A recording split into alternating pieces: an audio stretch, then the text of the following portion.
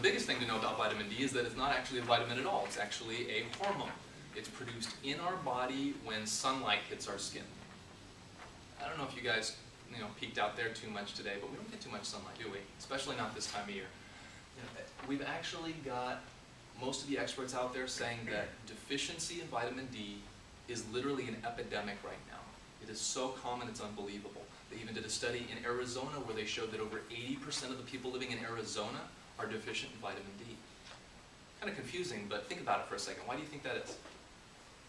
Because they're inside buildings all day. Sunscreen. Sunscreen, inside buildings all day. Bingo, right? They cover. Nobody spends enough time in the sun, even down there. So do you think there's any way that any of us could be getting enough sun right now? We are all deficient in vitamin D unless we're doing something about it.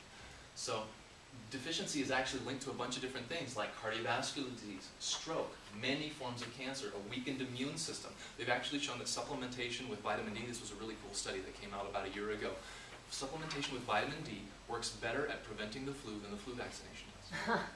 Is that pretty cool? What? And this is something that boosts your health in a lot of other ways. They say that, hey, there might be problems with the flu vaccine, whatever. Why deal with it if you have other options that work better and boost your overall health? Not a bad way to go. The important thing to understand is this is just absolutely critical for health at all stages of life. I talked about the nervous system earlier. Whenever we are missing something this important in our body, that creates stress on our body, right?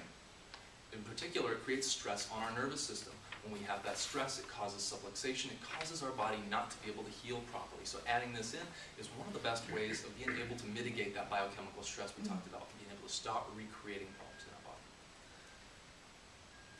And really, I'll go back to that.